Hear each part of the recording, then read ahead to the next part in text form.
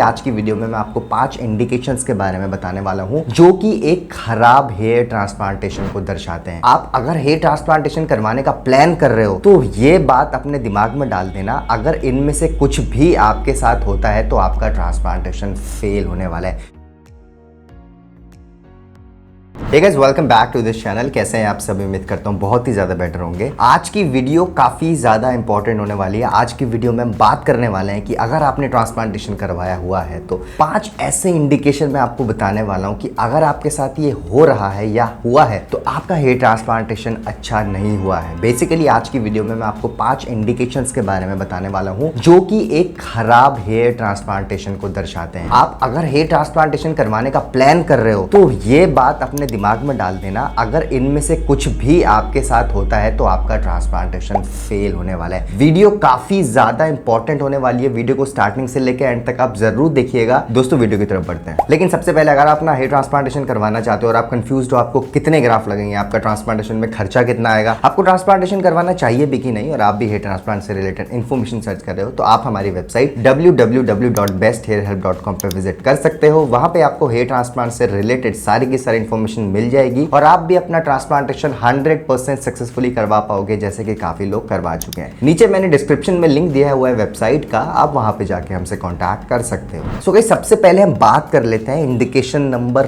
1 के बारे में, जो कि है graft extraction from unsafe zone. Right, अब देखिए हेयर ट्रांसप्लांटेशन का मतलब ही ये होता है कि हम एक जगह से बालों को निकालते हैं और दूसरी जगह लगाते हैं जहां पे बाल झड़ चुके होते हैं। अब देखिए जब बालों को निकाला जाता है ना एक जगह से, तो वो एक पर्टिकुलर जगह होती है। ऐसा नहीं कि आप कहीं से भी बाल निकाल के लगा दोगे और आपके बाल ग्रो हो जाएंगे। जी हाँ, हो सकता है वो बाल ग्रो हो जाए, लेकिन कुछ टाइम बाद वो बाल झड़ जाते हैं। गाइस, मैं 5 साल से बोल बोल के थक गया हूँ कि ग्राफ्ट का एक्सट्रैक्शन हमेशा सेफ जोन से ही होना चाहिए।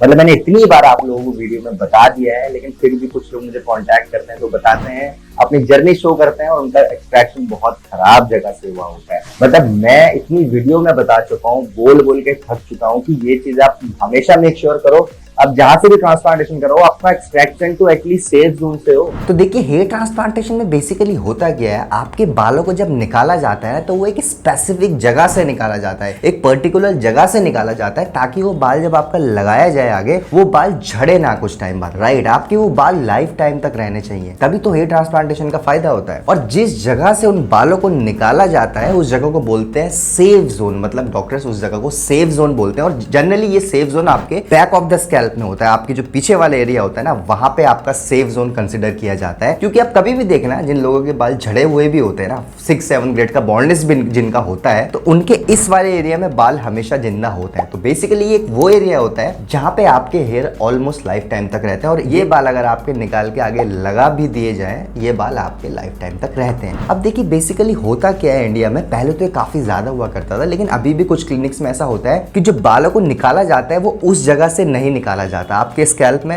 अलग अलग जगह से बालों को निकाल के आगे लगा दिया जाता है। अब जिन पेशेंट को पता नहीं होता ट्रांसप्लांटेशन के बारे में, वो तो खुश हो जाते हैं कि भाई मेरे पीछे से बाल निकाल के आगे लगा दिए, जहां पे मेरा गंजापन था वो कवर हो चुका है, and they feel happy about it. Right, लेकिन कुछ टाइम बाद होता क्या है, वो बाल ग्रो भी कर जाते हैं। मैं ये नहीं बोलूंगा बाल ग्रो नहीं करेंगे, वो बाल ग्रो भी कर जाते हैं, लेकिन 4 से 5 महीने बाद ट्रांसप्लांटेशन के वो बाल दोबारा से झड़ने लगते हैं, क्योंकि वो तो सेफ जोन से निकाले ही नहीं गए थे। राइट, अगर आपके सेफ जोन से बाल नहीं निकाले गए ना उस वाले एरिया से, तो वो बाल आप कहीं भी लगा लो वो बाल दोबारा झड़ जाएंगे। राइट, अगर सेफ जोन से बाल निकाला गया तो वो बाल आपका लाइफ टाइम चलता है। तो नंबर 1 इंडिकेशन ये है बैड हेयर ट्रांसप्लांट का, एक बुरे हेयर ट्रांसप्लांट का, कि जब आपका एक्सट्रैक्शन सेफ जोन से ना किया गया हो। राइट, जब आपके ग्राफ्ट जो निकाले गए हो वो उस सेफ जोन से ना निकाले गए हो, आपके इधर उधर से निकाल दिए गए हो, जिस वजह से आपका ट्रांसप्लांटेशन का रिजल्ट आता है वो बहुत खराब आता है। वो बाल जो लगाए जाते हैं वो कुछ टाइम तक तो जिंदा रहते हैं, लेकिन 6-7 महीने बाद वो बाल दोबारा से झड़ने लगता है और कंडीशन पहले जैसी हो जाती है। तो इस चीज का आपको ख्याल रखना है। और अगर आपका एक्सट्रैक्शन सेफ जोन से नहीं किया गया हो तो आपका रिजल्ट कुछ ऐसा आता है। आप फोटोज में देख सकते हैं कि आगे जो बाल लगाए गए थे ना वो बाल दोबारा से झड़ गए, जस्ट बिकॉज इनका एक्सट्रैक्शन अनसेफ जोन से हुआ था। आप फोटोज में ये भी देख सकते हैं जो ग्राफ्ट्स निकाले गए हैं वो अनसेफ जोन से निकाले गए, जिस वजह से आप रिजल्ट देख सकते हैं बहुत ही ज्यादा वियर्ड आया। अब मैं आपको एक सेफ जोन का भी एग्जांपल दिखाता हूं। राइट, ये पेशेंट थे, इन्होंने दिल्ली में अपना ट्रांसप्लांटेशन करवाया था, तो आप इनका एक्सट्रैक्शन देखिए बिल्कुल सेफ जोन से हुआ है। राइट, उस जोन से हुआ है जहां के बाल नहीं झड़ते कभी, जिस वजह से इन पेशेंट का आप रिजल्ट भी देखिए कितना ज़्यादा अच्छा है। आज लगभग ऑलमोस्ट 2 साल हो चुके हैं ट्रांसप्लांटेशन को और आप रिजल्ट देख सकते हैं, बहुत ही अच्छा है। अगर इनका सेफ जोन से एक्सट्रैक्शन नहीं होता ना तो ये बाल दोबारा से झड़ जाते हैं, राइट। अब पॉइंट नंबर 1 तो हमने कवर कर लिया। बात करते हैं पॉइंट नंबर 2 के बारे में, जो कि एक इंडिकेशन है बैड हेयर ट्रांसप्लांटेशन का, जिसको हम बोलते हैं क्रिएटिंग अननेचुरल हेयर लाइन।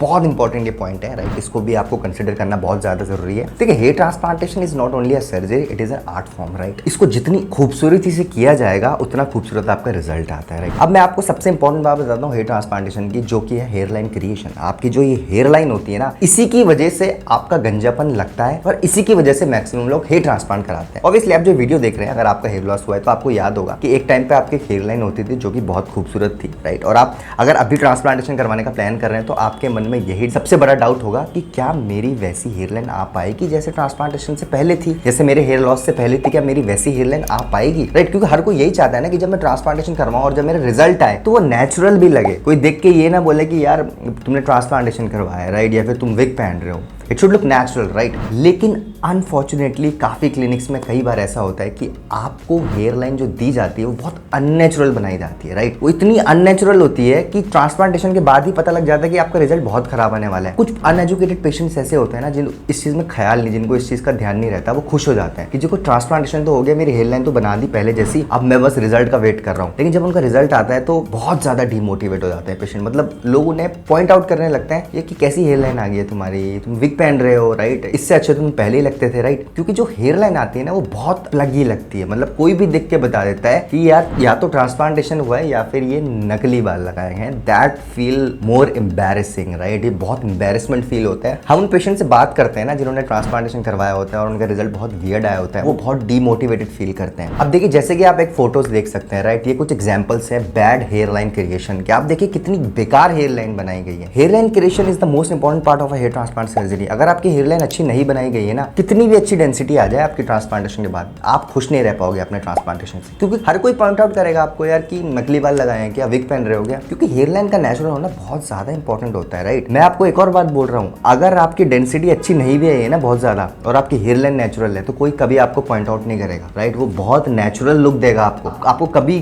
थोड़ा भी एम्बैरेसमेंट फील नहीं होगा, राइट। अगर आपकी डेंसिटी कम भी है और आपकी हेयर लाइन नेचुरल है तो hair line creation is the most important part of a hair transplantation surgery. अब मैं आपको एग्जांपल देता हूँ एक पेशेंट का जिन्होंने लगभग आज से 8 महीने पहले ट्रांसप्लांटेशन करवाया था और आप देखिए काफी अच्छी तरीके से इनकी हेयर लाइन बनाई गई थी, राइट। अब देखिए इसमें हेयर लाइन का जो क्रिएशन हुआ है ना वो एक नेचुरल तरीके से हुआ है, राइट। बहुत स्ट्रेट हेयर लाइन नहीं बनाई है, हेयर लाइन को थोड़ा राउंडेड रखा गया है जैसे मैच्योर हेयर लाइन होती है जेंट्स की। उसमें सिंगल हेयर फॉलिकल लगाए गए हैं फ्रंट में, बहुत मोटे मोटे बाल नहीं, पतले पतले बाल लगाए गए हैं। और आप रिजल्ट देखो, सिर्फ 6 महीने बाद जो पेशेंट का रिजल्ट है आप देख सकते हैं कितना नेचुरल लग रहा है। मतलब कोई देख के बता नहीं सकता कि ट्रांसप्लांटेशन हुआ है। अगर मैं इस रिजल्ट को कंपेयर करूँ ना पहले वाले रिजल्ट से जो मैंने आपको दिखाए थे बैड हेयर लाइन के, तो आप खुद ही देखिए कितना ज्यादा डिफरेंस आपको लग रहा है हेयर लाइन में। मतलब कोई भी देख के बता सकता है जिसको ट्रांसप्लांटेशन की नॉलेज भी नहीं है कि ये अननेचुरल हेयर लाइन है और ये नेचुरल हेयर लाइन है, राइट। तो इस चीज से आपको बचना है। अगर ये एक बहुत बड़ा इंडिकेशन है बैड हेयर ट्रांसप्लांट का, आप बहुत ज्यादा रिग्रेट करोगे अगर आपकी हेयर लाइन अच्छी नहीं बनाई गई, अगर नेचुरल नहीं बनाई गई। अब करते हैं इंडिकेशन नंबर 3 के बारे में बात, जो कि है बैड और uneven density after hair transplant. अब देखिए मैं इसको एक्सप्लेन करता हूँ ये होता क्या है। कभी कभार होता ये है कि आपके जो बॉल्डनेस होता है, राइट, सपोज आपका 4-5 ग्रेड का बॉल्डनेस है, आपका बॉल्डनेस काफी ज्यादा है, इतना बड़ा आपका बॉल्डनेस है फ्रंट से लेके बैक तक, और आपके पास एक limited number of grafts available है। लाइक आपके पास सपोज 3000 ग्राफ्ट बचे हैं और आपके ग्राफ्ट की रिक्वायरमेंट 3500 की थी। अब कई बार क्लिनिक्स में होता गया है कि वो जो ग्राफ्ट की रिक्वायरमेंट होती है ज्यादा और ग्राफ्ट होते हैं अवेलेबल कम, 3000 ग्राफ्ट आपके पास अवेलेबल है, तो क्लिनिक्स क्या करते हैं, ग्राफ्ट को फैला फैला के लगा देते हैं। मतलब वो बियर्ड को यूज ही नहीं करते हैं। वैसे जनरली होता क्या है, जब ग्राफ्ट की कमी पड़ जाती है तो बियर्ड से ग्राफ्ट को निकाला जाता है, बॉडी से निकाला जाता है। लेकिन काफी क्लिनिक क्या करते हैं, बियर्ड को टच ही नहीं करते, वो उतने ही ग्राफ्ट्स को उतने पूरे एरिया में लगा देते हैं, जिस वजह से जो डेंसिटी आती है वो बहुत अनइवन आती है। अनइवन से मेरा मतलब क्या है, वो डेंसिटी आपके एग्जिस्टिंग हेयर से मैच ही नहीं करेगी और ट्रांसप्लांटेशन के 6 महीने बाद भी आप गंजे ही लगोगे। जो ट्रांसप्लांटेशन से पहले लगते थे बॉल्ड, आप 6 महीने बाद भी बॉल्ड ही लगोगे और वो लुक और भी ज्यादा वियर्ड आएगा। क्योंकि बॉल्ड में तो चलो आपका बिल्कुल क्लीन हो जाता है, राइट, लेकिन उसमें उस समय क्या होगा जब ट्रांसप्लांटेशन में में अनइवन डेंसिटी दी जाएगी। आपके आगे कुछ कुछ जगह पे बाल होंगे और कुछ कुछ जगह बिल्कुल खाली एरिया लगेगा, वो थोड़ा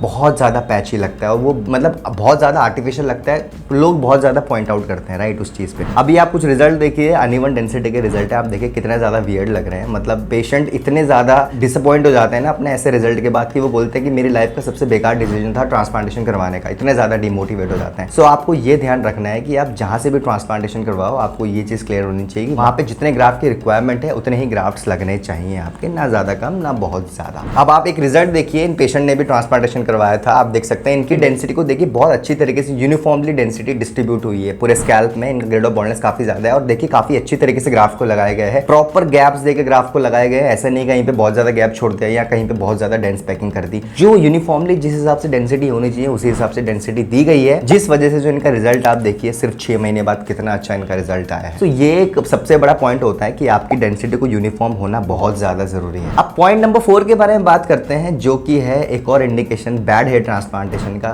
वो है डैमेज ग्राफ्ट्स। अब देखिए डैमेज ग्राफ्ट क्या होता है, कई बार होता क्या है ट्रांसप्लांटेशन के टाइम, जैसे मैंने आपको बताया एक्सट्रैक्शन बहुत इंपॉर्टेंट पॉइंट होता है। जब आपकी ग्राफ्ट को ना पीछे से निकाला जाता है ना आगे लगाने के लिए, सो वो प्रोसेस को बहुत अच्छे और बहुत प्रिसाइजली तरीके से किया जाना चाहिए राइट। उसमें आप देखिए ये बहुत इंपॉर्टेंट पॉइंट होता है। मतलब कई बार क्लिनिक में होता क्या है कि जब ग्राफ्ट को पीछे से निकाला जाता है तो अनएक्सपीरियंस्ड लोग ग्राफ्ट को एक्सट्रैक्ट करते हैं राइट, जिस वजह से होता है कि ग्राफ्ट निकल तो जाता है लेकिन वो डैमेज हो जाता है। अब डैमेज हो जाता है तो पेशेंट को तो पता लगेगा नहीं, उसने तो पेशेंट ने क्लिनिक में तो ग्राफ्ट को निकाला है और आगे लगा दिया। पेशेंट बेचारे को क्या पता कि ग्राफ्ट की कंडीशन कैसी है, पेशेंट इज हैप्पी कि मेरे ग्राफ्ट लगा दिए, बहुत अच्छी डेंसिटी दी गई है, लेकिन जब ग्राफ्ट को एक्सट्रैक्ट किया गया ना तो वो ग्राफ्ट वहीं पर डैमेज हो गया। ऐसा होता था, ऐसा होता है, लेकिन बहुत कम होता है। अभी धीरे धीरे ट्रेंड कम होता जा रहा है राइट। अब लोग पेशेंट्स ज्यादा एजुकेट होने लगे हैं इस प्रोसेस को लेके, लेकिन अभी भी कुछ क्लिनिक्स में ऐसा होता है कि एक्सट्रैक्शन के टाइम ग्राफ्ट को डैमेज कर दिया जाता है, जिस वजह से ग्राफ्ट आपके लगा तो देंगे, इम्प्लांट तो कर देंगे, लेकिन जब हेड वॉश करोगे और ग्राफ्ट को आप रिमूव करोगे ना तो ग्राफ्ट आप शेडिंग फेस समझ के आपको लगेगा कि चलो ग्राफ्ट निकल गया वापस से उग जाएगा, लेकिन वो बाल वापस से नहीं उग पाता क्योंकि वो ग्राफ्ट एक्सट्रैक्शन के टाइम ही डैमेज हो गया था। सो आपको हमेशा ध्यान रखना है कि आप जहां से भी ट्रांसप्लांटेशन कराओ अपने माइंड में ये चीज क्लियर कट रखना कि वहां पे जो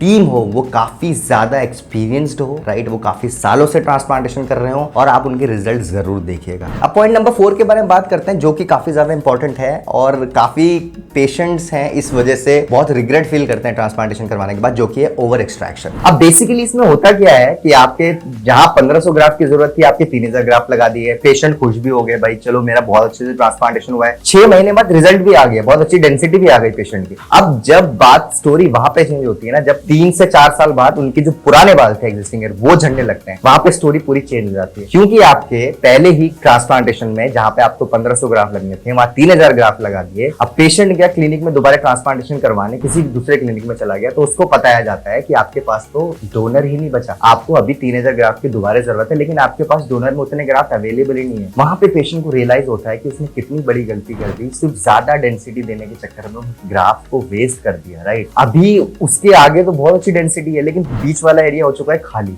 अब उस खाली एरिया में भी ग्राफ्ट लगाने के लिए उसके पास ग्राफ्ट ही नहीं बचते, तो पेशेंट काफी ज्यादा रिग्रेट फील करते हैं, बहुत ज्यादा डिसअपॉइंट फील करते हैं। चलो जो लकी पेशेंट्स होते हैं उनके पास बियर्ड होती है अच्छी खासी, वो बियर्ड से ग्राफ्ट निकाल देते हैं, लेकिन बियर्ड में भी 3000 ग्राफ्ट नहीं होंगे आपके पास, ज्यादा से ज्यादा 1000-1200 ग्राफ्ट आप बियर्ड से निकालोगे राइट, वो भी अच्छी बियर्ड से 1500 ग्राफ निकाल लोगे, लेकिन ग्राफ की आपको 3000 जरूरत है। तो इसीलिए मैं वीडियो में हमेशा एक बात आपको समझाता हूँ कि ग्राफ का यूटिलाइजेशन बहुत अच्छे तरीके से होना चाहिए। जहाँ पे आपके 1500 ग्राफ लगने हैं वहां पे 1500 ही लगाओ, ज्यादा ग्राफ के चक्कर में मत पड़ो। हमने ऐसे पेशेंट देखे हैं जो डॉक्टर्स को इंसिस्ट करते हैं सर आप ज्यादा ग्राफ लगा दो, मेरे कोई दिक्कत नहीं, मेरे को डेंसिटी बहुत अच्छी चाहिए, लेकिन सोचो फ्यूचर के बारे में, जब 5 से 10 साल बाद आपको दोबारा ट्रांसप्लांटेशन करवाने का टाइम आएगा तो आपके पास ग्राफ्स भी तो बचने चाहिए उस एरिया के लिए राइट। बहुत ज्यादा पेशेंट वियर्ड फील करते हैं, बहुत रिग्रेट फील करते हैं। मैं हमेशा आप लोगों को एक बात बोलता हूँ, हर वीडियो में मैं समझा के थक चुका हूँ इस बात को। अभी भी कुछ पेशेंट अब जब अपनी जर्नी शेयर करते हैं तो बताते हैं हमारे साथ ऐसा हुआ है, तो फायदा नहीं है उस चीज का। आप इंस्टेंटली खुशी आपको मिल जाएगी, 6 महीने बाद आपको बहुत डेंस लुक मिल जाएगा, लेकिन फायदा नहीं है उस डेंस लुक का जब 5 साल बाद आगे बाल रह जाएंगे, पीछे के बाल झड़ जाएंगे और आपके पास डोनर एरिया नहीं बचेगा ट्रांसप्लांटेशन करवाने के लिए। माइंडसेट में एक बात क्लियर कर लो कि जितना ग्राफ की आपको रिक्वायरमेंट है आप उतने ही ग्राफ्स लगवाओ डॉक्टर से राइट, ज्यादा ग्राफ के चक्करों में मत पड़ो, क्योंकि अगर फ्यूचर में आपको ट्रांसप्लांटेशन की जरूरत पड़ती है तो आपके पास ग्राफ्ट अवेलेबल नहीं रहेंगे अगर आपने ज्यादा ग्राफ्ट लगा दिए तो। ठीक है, सो गाइस ये थे कुछ पॉइंट्स जो मैं आपको बताना चाह रहा था, बहुत ज्यादा इंपॉर्टेंट पॉइंट्स थे और ये इंडिकेशन है